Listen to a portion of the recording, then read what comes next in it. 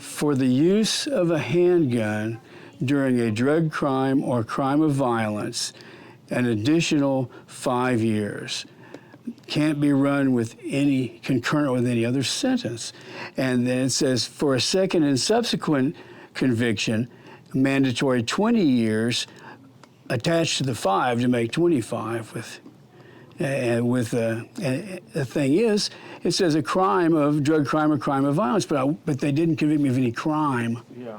See, so I'm not convicted of a crime. Whether they decide not to prosecute, couldn't prove it, or whatever, is really the anyway. So they got me for 25 years, and the use of a firearm. You have to know what the definition of that is too, because use could be brandishing or having it on you, or it could be just somebody believes that you have it on you, and they're mistaken. I knew a guy had foil in his pocket and told somebody he had a gun and left this foil hanging out, and they could have gave him a 924C. But anyway. So it wasn't a gun? No, it was just some foil in his pocket. What a bad, you could go to jail for that. So hopefully that's out of the way. Look up 924C if you like. And it's, but. So why did you want to come here today? Well, I thought I was invited to in my way of thinking, to explain my art, and I thought, well, if I'm going to do that, I might as well do it in reference to my time in prison. This is a two-part series. We asked you to come back because we like your story and want to hear more about your story. And I wanted to style you like what you're wearing right now. Just talk about that, how much we became good friends. Styling. Can you? Well, I will go into that because you dress me. She gives me a little tidbits of clothing now and then to what on the fringe. So why what would you say to someone who has never been to prison in their life? How would you describe being in prison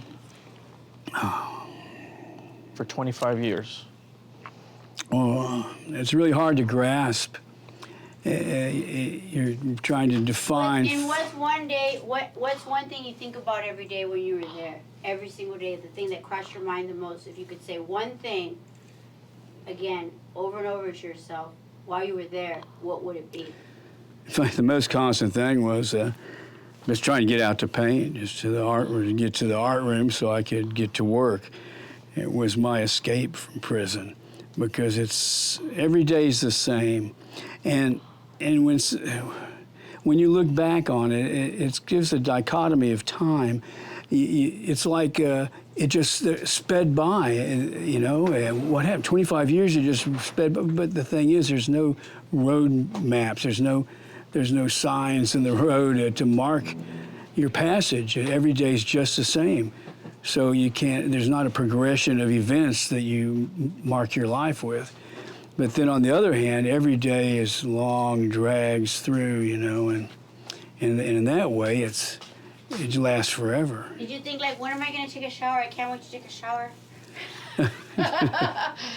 No, you get a certain routine down, You shower every day. You're with a cellie, and he's conscious of your hygiene, wants to make sure you conform to his standards, and vice versa. Yeah. Can you tell us about some of the inspiration that drew you while you were in prison for your paintings? I'd like to. How would you come up with these ideas? Well, these three paintings were politically oriented, and they had to do with my interpretation of the world outside and what was going on there, and in the politics in the U.S. So like this one here, I don't know if, whoo, bang, oh, and the cat, everything. I needed. I guess I should. Yeah, just show it now while you have it in your Let me- hand. Show, I'll fix it. Oh, Show thank that you. One, already. Canelo is just the cat. I'm sorry, cat and that. This is his house, actually. That cat He is lives here. Canelo. amazing. Canelo. He has a boxing mitts, so don't mess with him. Will he come back? I won't let him come back. Oh, I didn't mind him. I'm not. I don't want to own an animal, but I do like enjoying other people's animals. Is there a glare on this painting, or is it? No, we can see it perfect. Oh, good.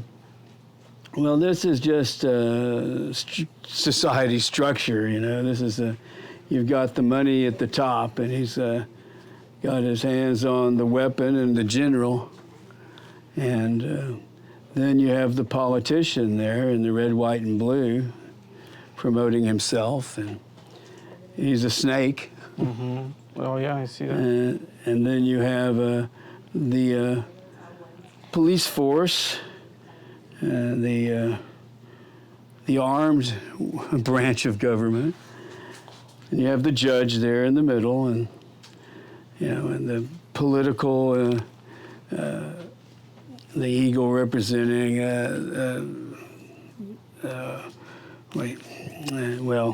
anyway. Can you talk about country? And then the people here, all the clowns, that. with their that are fenced in with rules, and their chains through their mouth and ears. They're controlled what they hear, see, and speak. And so that's pretty much, I guess, pessimistic, but somewhat true about what. So like. if you had to pick a type of buyer who would buy a painting like this, who would that be? Who is this perfect for? Somebody is self-assured, you know, that he does not really care what everybody else thinks. You know, he's or she. There's a lady that just bought 12 of my paintings in December, and I just couldn't. Found me on the internet and liked my work. That was strange. And I got her number and called her, asked her if I could see where she hung the paintings. And it was really cool to see your paintings hung in someone else's house like that. Nice. But So the person buying this, I think is probably a little bit of a rebel. Has made money though, and is self-assured and doesn't much care what other people think about him, and wants to show maybe his or her outlaw side. I guess that's what who I would see buying it. And then I had a question about it. There's this outline that looks like maybe like a head. Oh, that outline is yes, that's a dollar sign. Oh, See, I see it now. Here the Okay. the S there. Yeah. That's the dollar sign in the middle. I forgot to mention that. Wow. Yeah. Oh, yeah, you noticed it anyway. Yeah, but yeah. I like for my paintings to be able to be discovered over a period of time. That the little you catch ideas or glimpses. Yeah, and even if it's not what I intended, it's got you thinking, and that's. Thinking about what's up. Yeah, what's up? Anyway, what about the fence going through people's eyes and ears? Well, it was, I think, basically controlling what people hear and what they see, and then all controlling their speech or what what is said in the public. Nice. I guess it's harder with the internet. Yeah. But I went in before the internet existed. Yeah. So what year was that? In 1990. 98. 1998? Yeah. Yeah, that was about the time where it was. 1999. Well, they had America Online and Prodigy and. IBM. Yeah, we had the little Apple. What were they? The monitors were like 50 pounds. I mean, but when they only had disk drives before hard drives. Yeah. And Floppy disk. can you tell us about the Lady Liberty one? Yeah, that one. You know what's written on the Statue of Liberty, right? Bring us your poor, you're tired, you're hungry, you're downtrodden, whatever. Yeah. And And that's just really not the case anymore. I think I'm gonna have to figure out what to do with this painting. Here, I'll fix it. I'll fix it. Oh, thanks. Maybe let's see. I'll get the one with the Statue of Liberty. Yeah. Tell us about Well, that. just not so welcoming anymore. Tell me You know. what that means, David. Well, you know how it is. That The, one. what is the name? I have to look at the back. Liberty. Oh, Liberty Revised. Revised. Yes, Liberty Yeah, Revised. we have to wear masks now. Well, that's a little bit hint at pollution and I don't know. I won't say global warming, but just the environment. But What is she holding? you know, she's holding an AK type weapon with a walkie-talkie and a handgun. She looks like a cyborg, or is that? Well, Is she a robot? the spikes on the hat are a little more threatening in this one, and Yeah. the gas mask. And then what about the other hand? What is she holding there? An eye, you know. Oh. Oh yeah, it's mechanical. This Statue of Liberty is part mechanical. And, yeah, that's another thing. The world has just changed so much. It is. Yeah. It's been a whole new adventure. Is that barbed wire in the bottom? Yeah, barbed wire in the bottom, yeah. Trying to want to keep it. Oh, I'm trying to remember who that is. I think that's Alfred E. Newman, I think I put at the bottom. But he's got a sort of an evil grin on his face. What's his name? Alfred E. Newman from Mad Magazine. Alfred E. Newman. Genius guy. That was the sort of character I was putting in there, you know. Your inspiration. And then what about the helicopters? Well, yeah, that's it just, I guess, adds to the sense of Urgency. defending from invasion by outsiders, by other people, by Yeah. immigrants. And So who would this painting be perfect for? Who would buy this? Anybody Well, in New not- York? I think people that are I think cities probably is another thing too. Probably in big cities, if in a rural community, people, that's just not the kind of painting that they're looking for. But you know, the valley is its own unique characters. Yeah. I think it's a tremendous place to live, and I think that there are people, anybody politically involved with this issue of immigration, okay, they might buy it. Mm-hmm. Anybody that has a chip on their shoulder about it, or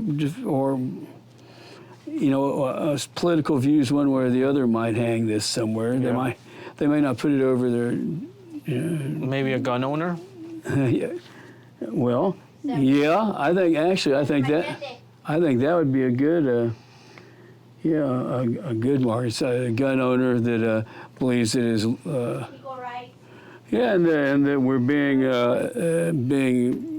overrun by people who weren't born here and don't have their families hadn't paid their dues or whatever, you know. Right. Their Uncle taxes. Sam, people who work at the IRS would like that one. Well, I don't know.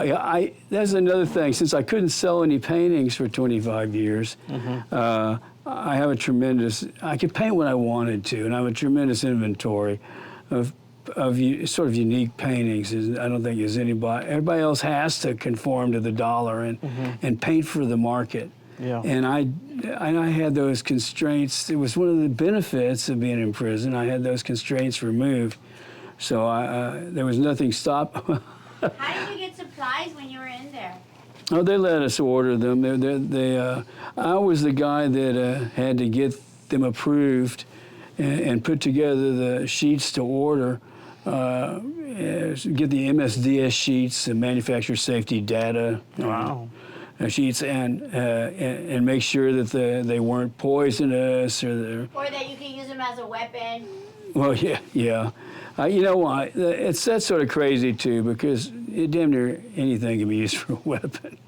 a pencil. Yeah. So they did not, can be used for A weapon. pencil made out of foil. You like me, cat? So where are you originally from, David? I don't think I've asked you that. Oh, well, I was born in Dallas from an old Dallas family. Dallas, Texas. I guess my great grandparents came there as children. Yeah. Oh, my great grandmother was, her great grandparents were the ones that came over. Yeah. So, my parents both went to SMU, and What is that, the Mustang? yeah, and I went to Jesuit high school, and then the University of Houston, where Nice. I studied art. Same as Conquista. Yeah, I know, isn't that funny? We have some things in common. It was a different generation of people, but Yeah. we were put there under the same sort of Circumstance. sort of, yeah. Yeah. And I don't know, I was always interested in art. Yeah. So it wasn't like I found art in prison, but in a way, it freed me, but it gave me an outlet for the anxiety and all the hatred or the injustices would just mount up, and I'd get it just calmed me down. It kept me from despair Yeah. too. Painting did that.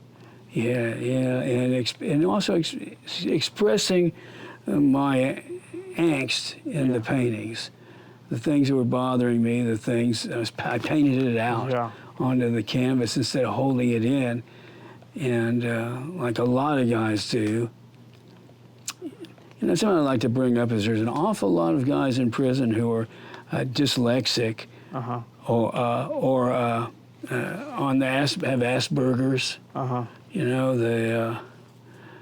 They just get misunderstood and thrown into prison, and anyway, I think society has put a lot of its psychological problems off and treats it in a just lock them up mentality. Yeah, they don't want to struggle with, helping someone. They rather just throw them in. Yeah, well, you know what? But they just perpetuate the problem. They make money off of every prisoner. They're $1 million Well, business. it is a They're big doing job. it on mental It business. is. Well, you know what?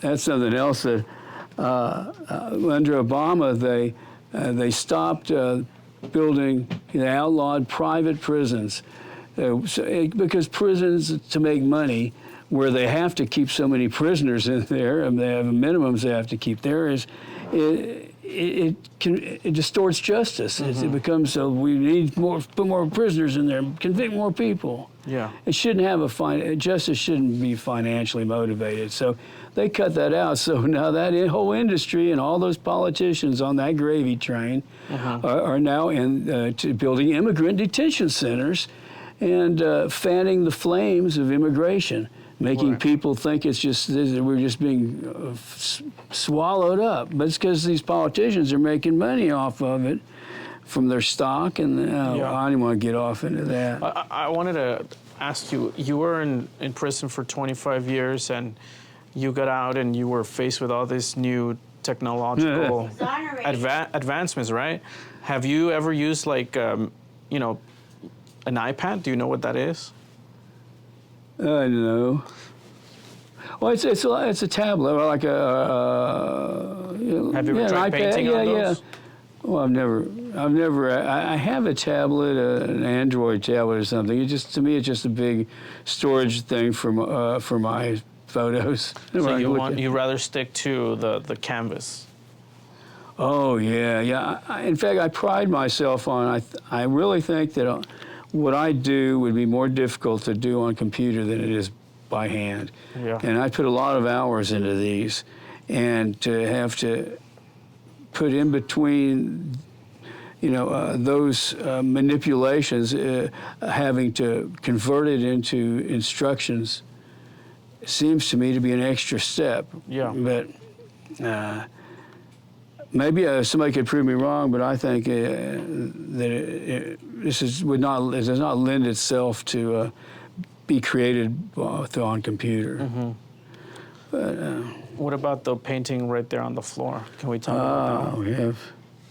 You get this. Move this one over. Oh no, you're okay. You're okay. Hello. This cat is looks like looks like he smells something bad. Hello. He's a troublemaker. He almost looks human in the face, Yes. That's what's so disturbing in a way. When you look He at likes you. it's very human eyes. Very smart kitty. Well, he found me. All right, What is this that one one. called? This one is Play It Again, Sam. Oh, wow. Play it again. Is that a gun pointing in his mouth? Yeah. He's locked up in some sort of. Let me get this right. Eternal prison. Yeah, in some sort of chamber. Yeah. He's locked in there, and he's chained to this microphone, which is shaped like a gun. Wow. And Music industry or what? and he's chained there and playing this guitar, wearing sort of a straitjacket sort of thing, and he's got I don't know what that thing is over his head, but it's and then there's the tongs behind him with the little blood on it. Yeah. And then there's the boss there. Is that a woman? I don't know. It's androgynous, I think. And just watching this guy,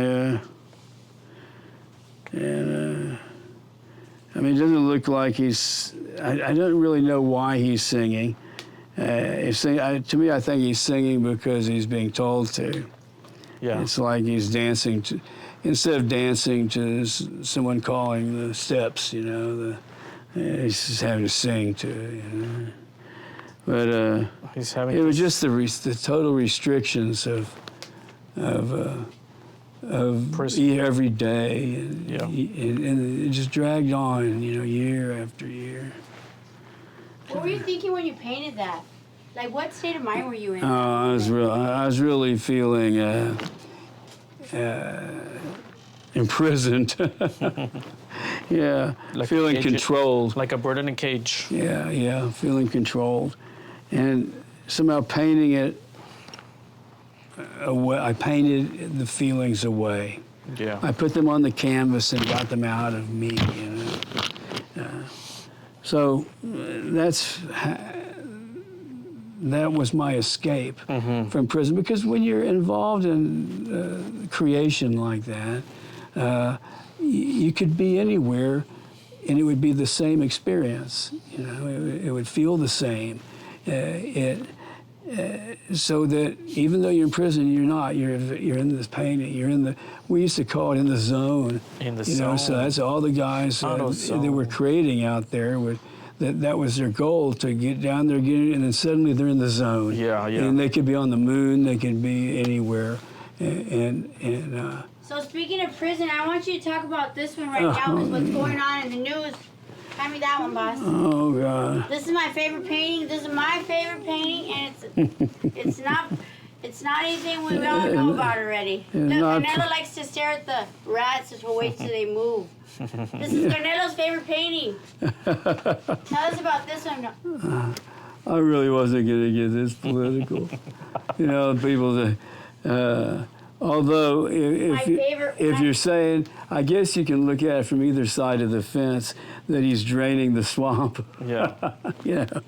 But I think it's called, what is it? It's, Donald spews. Yes, which he does pretty regularly. I'm not real People fond come of. in here and they start clapping to that painting, and they start bowing and clapping. They get so overwhelmed with joy. Well, I would have thought this painting would have sold to somebody snapped it up. Right now we're negotiating for the both of them. It's not available yet until they decide. So this is why we're putting the ante up. Well, whoever is going to get a deal, Well, I not think only at this that, point. right now he's in. This would be a good painting for him to put in. Above his bed. Yeah. in the prison cell. You never know what'll come. You got to face consequences for what comes out of your mouth. Yeah, I know, but I've made these bumper stickers out of from this, but I didn't. I stopped selling them because nobody's gonna put it on their car because they're gonna come out. Somebody's taking a sledgehammer to their car. That's true. That's the state of affairs in the country these days. You can't have an opinion anymore. So I just rather avoid discussing it. But who should have this painting? Huh? Who should have this painting? Well, who should buy it? I think it's probably going to be a Democrat, and it probably anybody of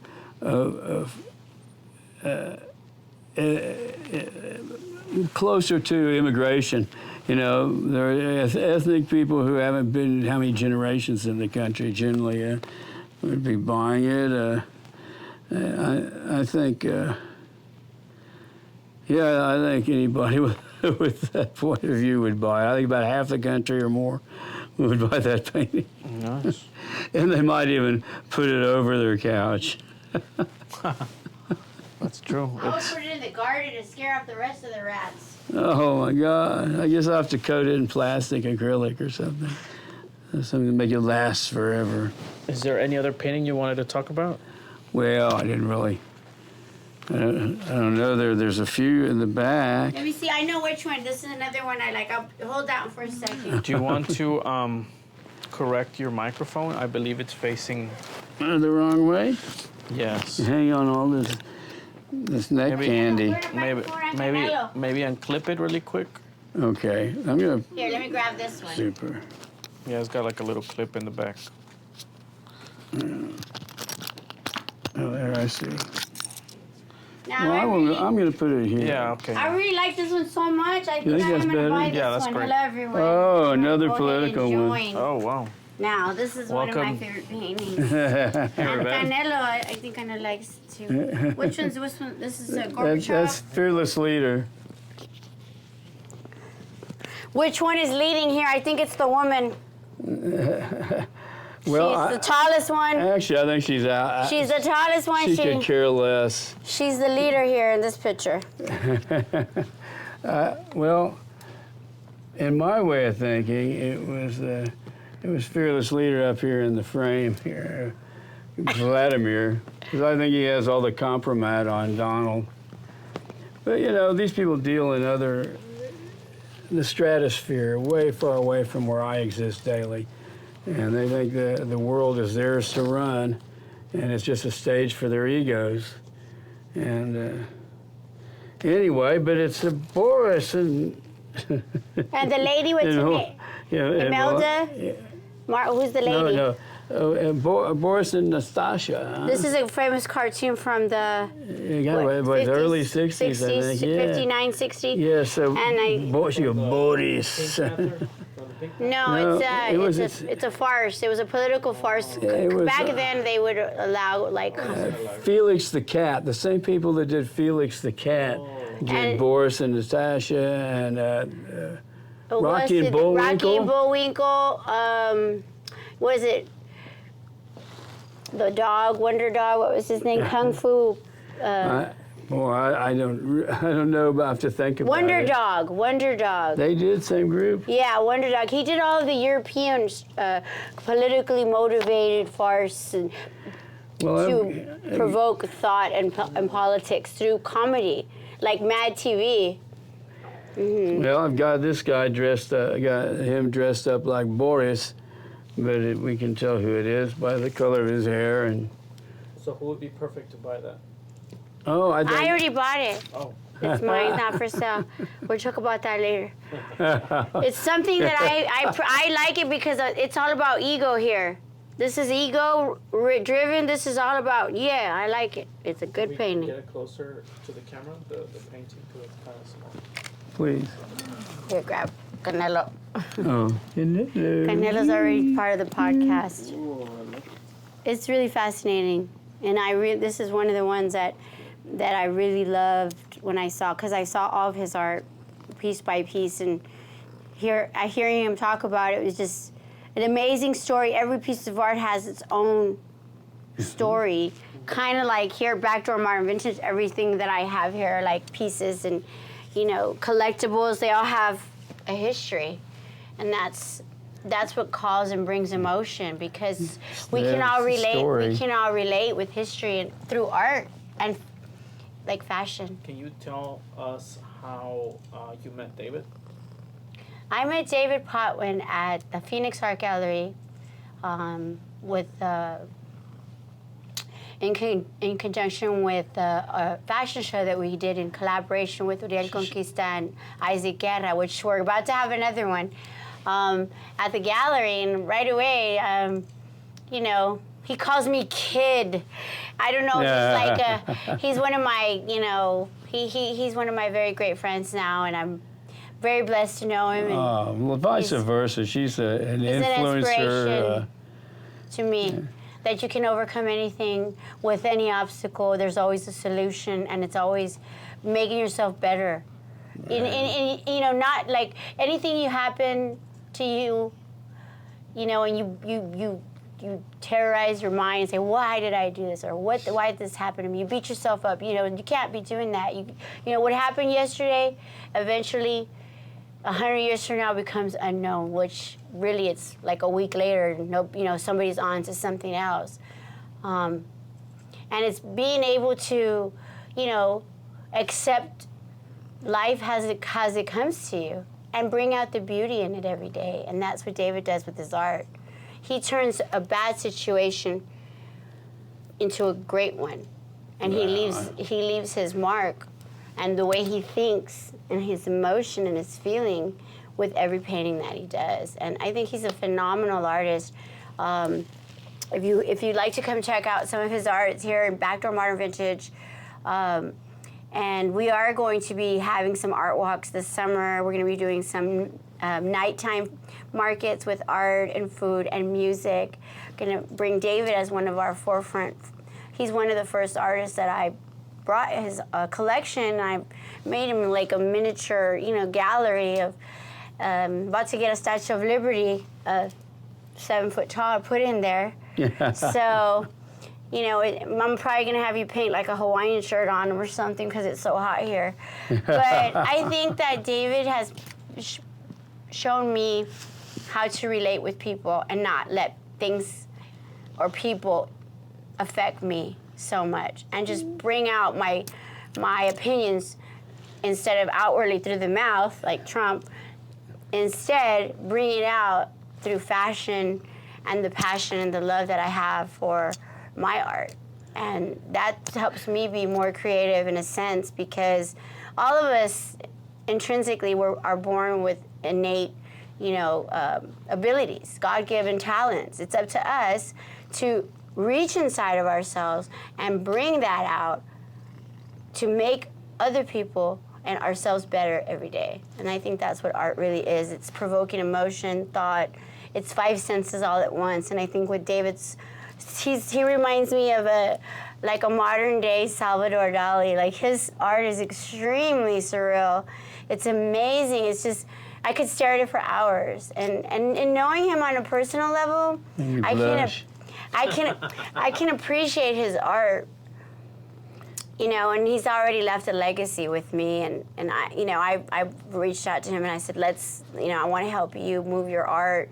I want you to meet this guy. Yeah. And we did a collaboration with Tago Restaurant and Brenda Rangel, and we transformed the entire equity of the place in over an instant. I just said, I went to go eat at the restaurant, and I was like, well, wait a minute, these walls are so empty. We're missing something here.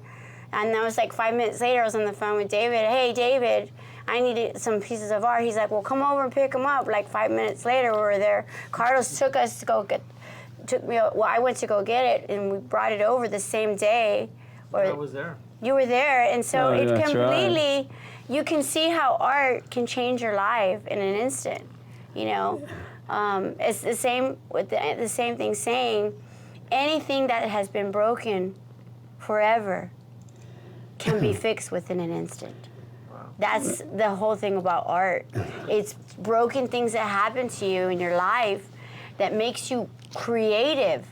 It makes you passionate. It makes you come out on top instead of on bottom. You know, you got to take the obstacles as challenges and find a solution and make money at it. Why not? That's what we're here for, to make money, but at the same time, with doing what we love. And that's why I think David is so successful, because regardless if he makes that money, which it doesn't matter, he's making a legacy. And that alone, there's no price on that. You know, money doesn't make us rich. It's what we do with it and how we, you know, use it to help others. And through art, I think he's helping a lot of people. Since I wasn't able to sell paintings for those 25 years, my sister was good enough to, well, first my mother, and she passed away, and my sister then took over curatorship of my legacy. So It is a legacy. I've got an awful lot. Well, I mean, I've sold a lot of paintings, but I've still got maybe 250 paintings hanging in other places, and another 700 or so in my house. Intercontinental. You got. He mails out paintings every week, all over the U.S. Well, so it's not. You know, it's a $1 million business, but it takes time. Yeah, it does. It takes time to get known, and for people to see your work when it's out there, and it reaches a tipping point, I guess. But I think my art is a really good buy right now. I do believe that it's well, the hours that I put in there and the quality of the work. I mean, it's good work. I won't. No brag. Just Any man facts. who has his own trade has an estate. Yeah. And that is David's trade, art. I've got a friend that got out, and what he does is he makes knives. Most of these guys ran from technology. They just couldn't adjust to it, this world. So they just were like retired from it, and they avoid it, you know. And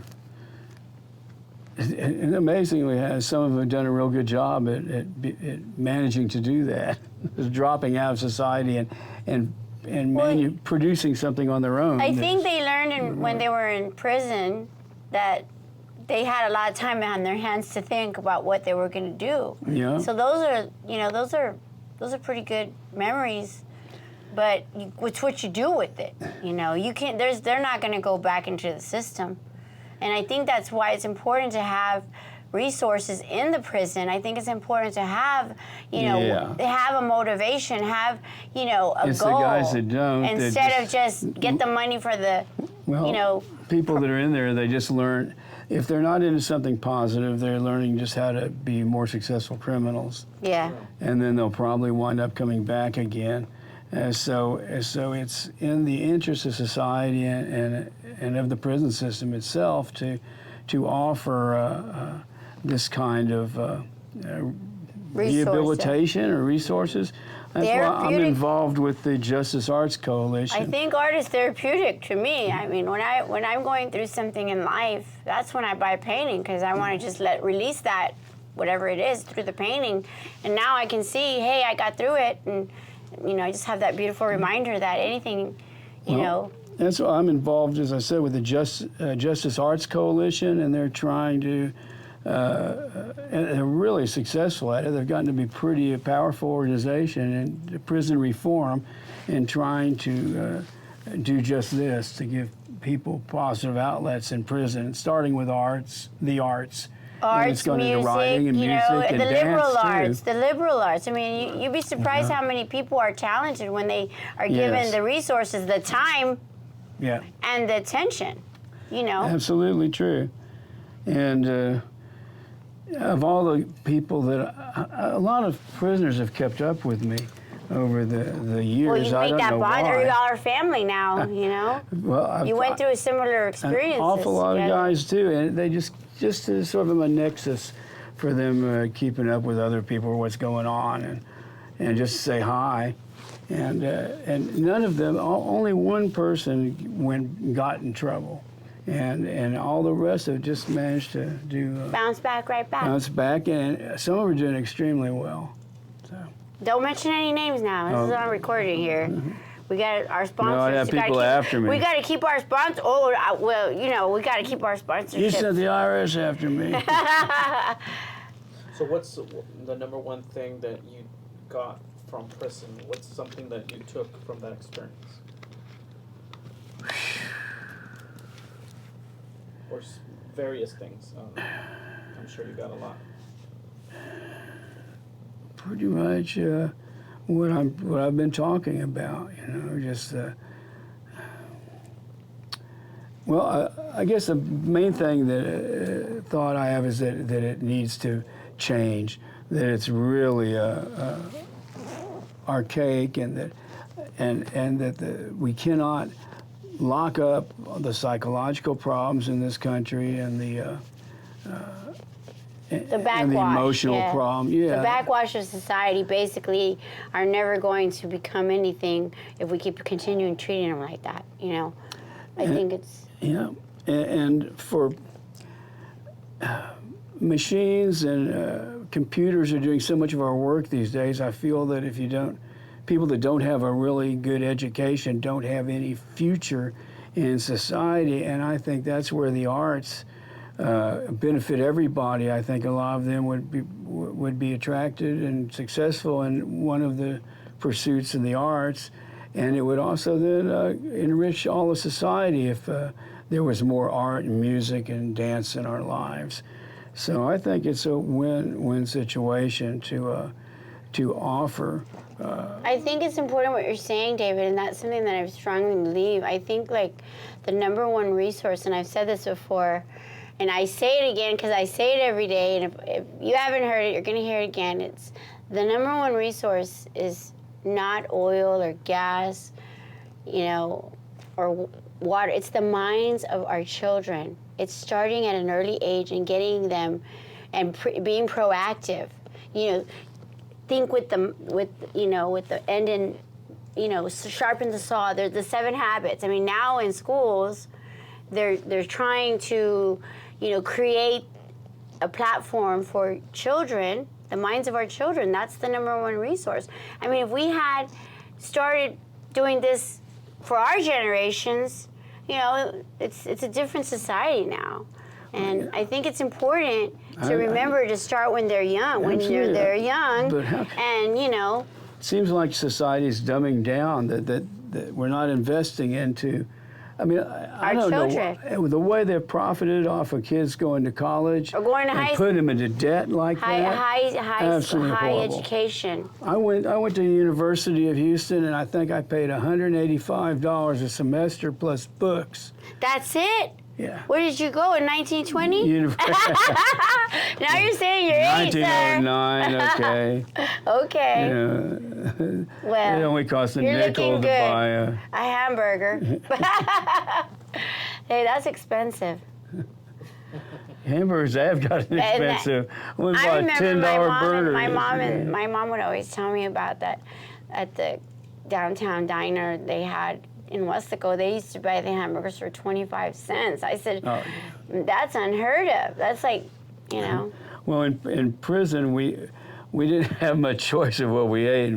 And depending on the food administrator, most of them just bought the worst.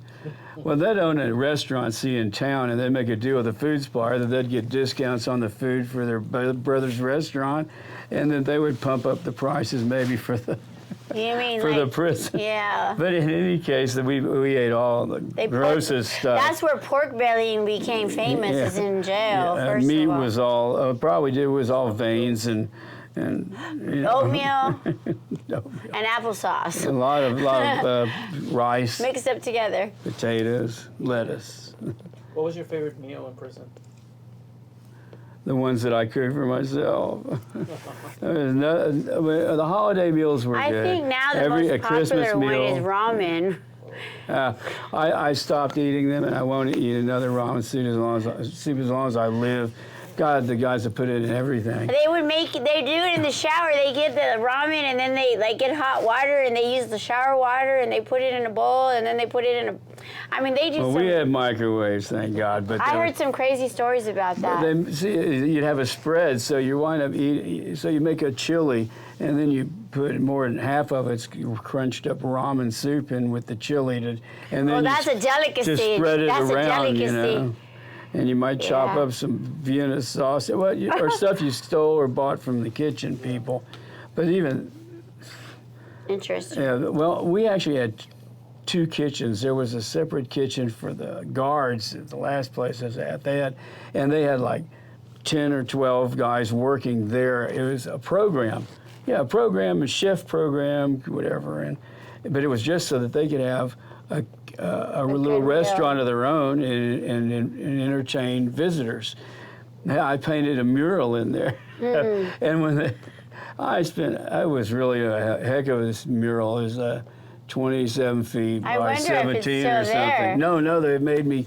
Well, Take it down? They switched over the food administrators from a white guy who had me paint cowboys on horseback driving cattle all across the wall to this black guy. Like a Remington style. Yeah, oh my God. He wanted a cafe scene like in France or something. Oh my goodness. The guy that took over, so I said, okay. So I had to paint out this thing I spent, God, I don't know how, couple months painting it. That's hilarious. But then they don't really have a program for these guys. They give them a that's a good certificate. idea, is for them to be creative in there and planting flowers, or writing poems, or singing karaoke, or cooking. Those things are things that motivate you and make you feel good. And I think that those are things that they need to work on, because those things really don't cost that much. But they don't. They just have you in there, and it's just not even. There's an inmate trust fund, which is a surcharge on commissary of 33%, and so that's supposed to buy the footballs, baseballs, pay for any cable TV or whatever that we have. We pay for out of our own people's money they spend when they visit us, I guess, and off of what we spend in commissary. And $1 that you make for a week. So, but then, they ordered stepper machines and workout equipment.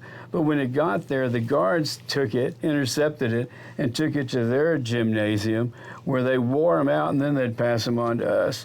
So then, when those got so bad, they were just breaking down every few days. Then we got the next used bunch.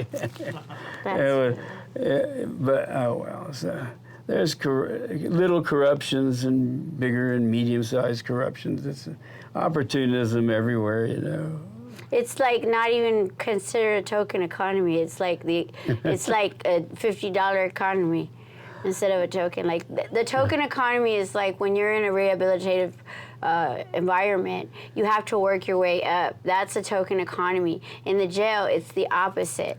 There's no way for you to do anything there. It's the opposite of a token economy.